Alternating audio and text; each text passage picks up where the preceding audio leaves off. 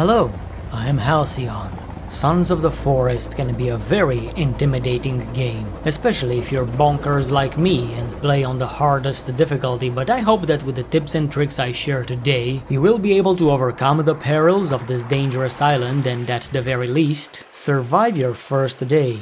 Now if that is your only goal, it's actually pretty easy to accomplish. All you have to do is build a shelter and sleep for 24 hours and ta-da! You've survived your first day, congratulations! But if you take that approach, you'll wake up on the second day, hungry, thirsty and with no supplies. So instead of merely surviving, let's try to make the most of our first day here, set ourselves up for the future and thrive in this tropical paradise. First things first, you need to learn to control yourself. I highly advise that you rebind your inventory to Tab and your lighter to F. Unless you have freakishly long fingers, the default keys are too far out of reach. After that we begin in a helicopter that's en route to the last known location of some billionaire we have to rescue. Unfortunately, he's been knocked to the bottom of my priority list because we ain't here to save no stinking capitalist. We're here to suffer. And suffer we shall, because the helicopter crashed mere minutes after entering this mysterious island's airspace. Now, I don't know if the crash site is completely random,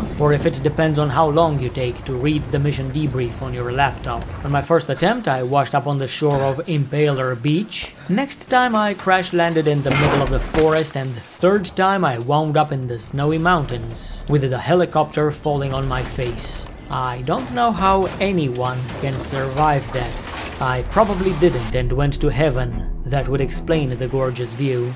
Wherever you spawn, you have to take care of the basics. Grab your backpack and emergency pack, open it up, retrieve the tactical axe, tactical knife, tactical lighter and the GPS tracker enclosed within, then help Kelvin get his bearings. You know, these are things that the game will guide you towards. I'm not here to talk about that stuff. I'm here to teach you how to be a master survivalist. As a token of good faith, let me share with you my patented Halcyon's squirrel hunting method. Sneaky little squirrels dodging your axe swings? No problem. Cut down a tree, grab a couple of logs, and when you see a squirrel, use those as improvised projectiles. Forget the spear hunting our ancestors did a couple of years ago. Log hunting is superior as it results not only in a clean kill, but also tenderizes the meat. Yummy! I've even developed my own martial art to use against the local RimWorld players. I've named it Logfu, which is rather self-explanatory. And that's not the only application of your character's super strength, because as far as I know, throwing logs towards your construction site is the most efficient method of transporting them. Unless there's an even better way that I haven't discovered. Just make sure you don't accidentally smack your mutant girlfriend in the face and scare her off like I did. Don't worry, she'll probably come back. If she's like most women, she's probably thinking that I can change him. But let's rewind to the very beginning. First order of business is scavenging some important supplies. You've most likely already taken everything from the boxes scattered around the crash site, so you should have some duct tape, wire, bullets, grenades, maybe even a few snacks. That's all well and good, but you must learn how to live off the land, or else you'll take some L's. So run around and gather sticks, rocks, small stones, berries, and whatever plants you can find. They'll all come in handy when you need to craft. After that, it's time to take inventory of everything you've gathered, and if it's too dark to see what you're doing, you can activate your gaming backpack's built-in LEDs as well as change their colors. When you're ready, it's time to craft your first item. Let's begin by adding a stick to the recipe. The stick is the building block of our entire human civilization. It's the very first thing our forefathers used as a tool a couple of decades ago. If you hover your cursor on the gear, your intuition will show some of the things that can be crafted with a stick. Bow, spear, torch, etc. You can probably figure out the rest of the crafting components, but if you're having trouble, I've highlighted them for you. Because I'd like another weapon besides the tactical axe, let's add another stick and some duct tape. Now I can turn this combo into a primitive bow if I add some rope, or into a spear if I use the knife instead. We'll create a bow first, and when it's done, toss it off the crafting mat and add another couple of sticks, one roll of duct tape and the knife to make the spear. I feared that I'll be using the knife as a spear tip, but fortunately, you just use it to sharpen the stick. Crafting may seem a bit overwhelming at first. It scared me, and I have prior experience with the original forest, but you'll quickly find out how simple it is. I especially like the fact that the items which cannot be added to a recipe simply get grayed out. Later on, you'll also be able to manufacture medicine, armor, ammunition, and even bombs. Pro tip, if you're crafting multiple copies of the same item, say Molotovs, you can add multiple bottles of vodka and cloth rags and then craft the Molotovs in quick succession. Before we move on to the next subject, there's one last thing we need to do. If you press tab, you violently open your inventory, but if you hold the button, your character pulls out a backpack that's adorned with all sorts of items. I call this the tactical inventory, but in gamer speak we can consider these to be our quick-slotted items. Initially, this will look like the backpack of an average American middle school student, but with a bit of effort, we can organize it and make it resemble the backpack of a high school American student. Do so? I guess I meant to say to do so in my script. Simply go to the inventory, right-click the tack pack and add it to the crafting mat. From here you can remove any item that does not need to be quick-slotted and instead add the items that you actually do need in a pinch. That better axe that you found, the bow, some cooked food, a bunch of healing items. You don't really need a skull to be readily available to you. A head, maybe. It's a bit more intimidating to the locals, but some items really have no business taking up precious quick-slot space. It took me a while to figure out how to use this, but now that I know, it's an absolute game changer compared to the initial 3 hours that I spent on this island. As I was finishing this video, the game just got a new update that now allows us to assign shortcuts to items in the inventory. So now I have 10 items I can quickly pull out of my backpack with the press of a button, and a few more attached to my tack pack. I highly recommend using 2 of your keybinds for your flashlight and lighter, so you can more easily switch between them during your cave expeditions. Going to the main inventory to do that was the absolute bane of my existence before this update. Next up, Jesse, do you want to build a cabin? Building is another thing that may seem unnecessarily convoluted when you're starting out, but it's also rather easy once you understand its basic principles. To begin, you open your guidebook. First thing you'll notice is that you have the option to switch mode.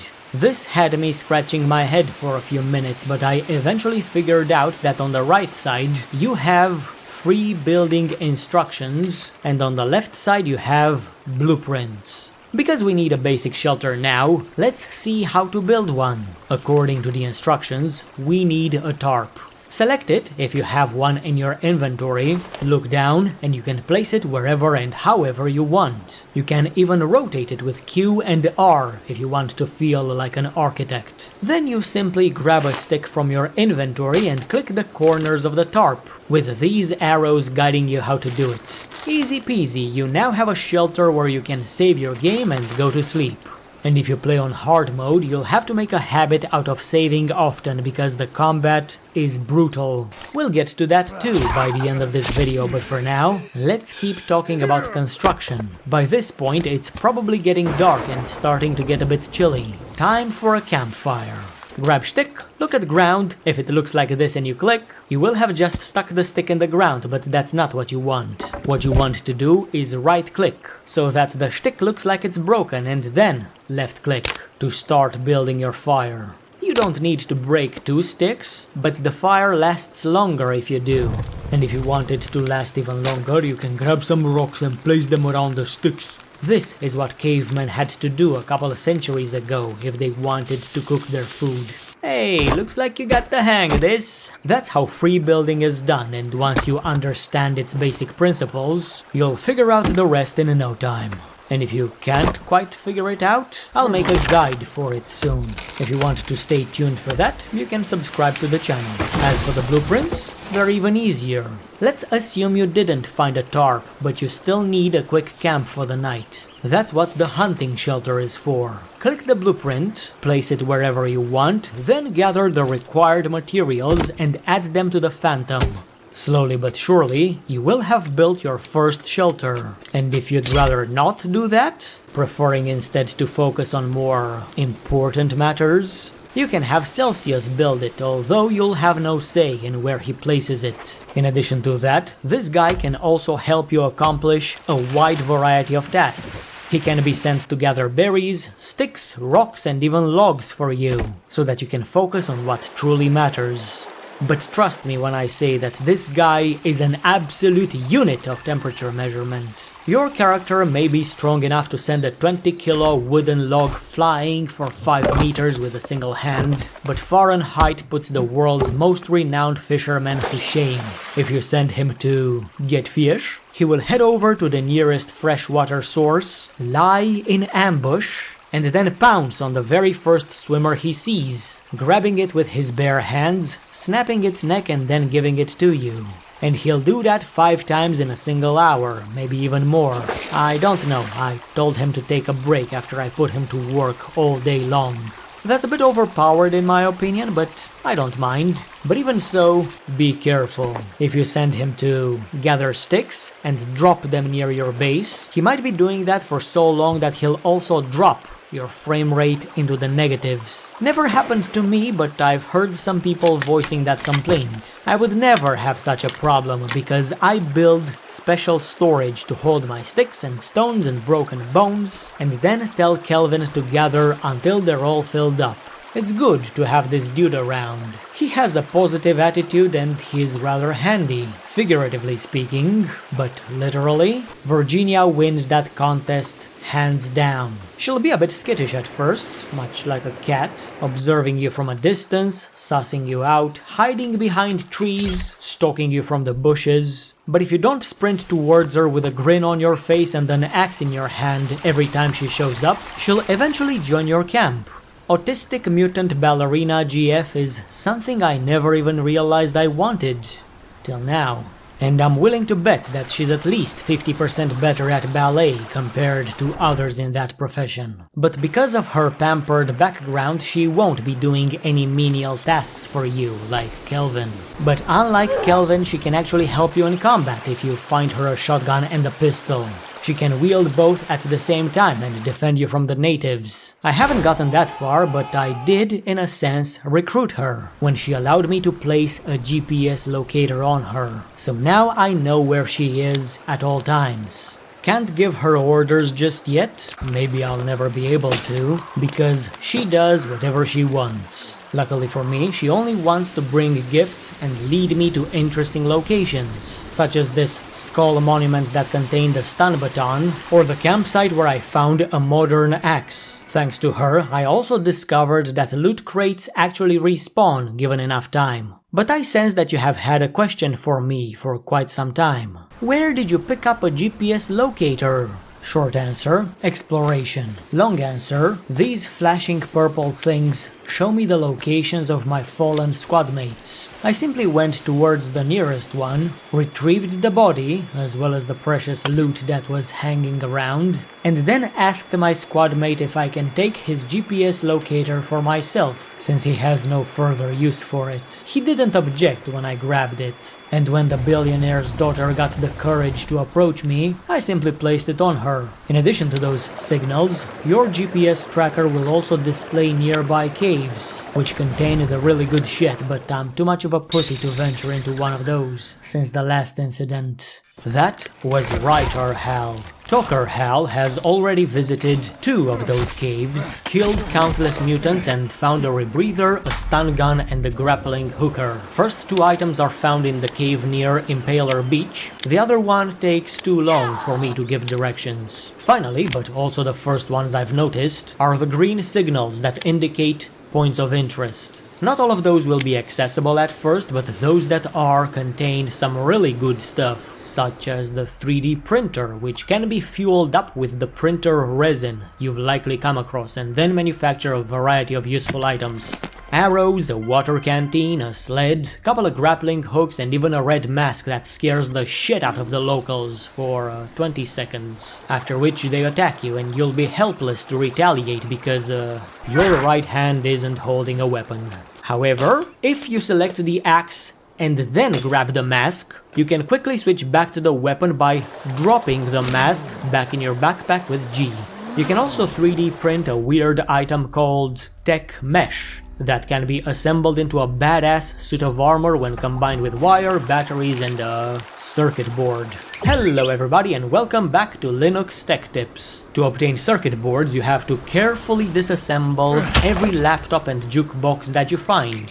Where do you find these electronics? I found one in the campsite with the modern axe I mentioned earlier. Here's how it looks on my GPS, so you can find it yourself. In these abandoned camps, as well as the native settlements, you can find a variety of other important items, such as medicine, rope, and coins, which can be used to deal devastating damage when used as shrapnel in your crafted IEDs. But these items may sometimes be hidden inside a wooden crate which you'll have to break. These locations won't be highlighted on your map, but you'll inevitably run into them as you chase the flashing signals. Just make sure you save before every expedition. You can also save during your expeditions if you can build yourself a tarp tent. But I'm getting carried away and I sense that you've been itching to ask me another question. Where's 3D printer? Wouldn't you like to know, weather boy? Let's make this quick. See this beach on my map? It's not Impaler Beach, that one has a cave. This one is not that far off and it has a POI close by, and you'll find it if you simply move inland. You can either follow the river or a road or simply run straight towards the signal, and when you get there, just head into the cave. Inside, you'll find a hidden facility that contains a plethora of useful items, most notably batteries for your flashlight, and also the 3D printer. Just make sure you have plenty of resin on hand before you make the trip. But you know what we haven't talked about? Combat. I'm not an expert at fighting the local fauna, but when I become one, I'll share everything I've learned. For now, all I can teach you is this. Avoid melee combat. Actually, no, try to avoid all combat and just observe your enemies and try to run away if they're not an immediate danger.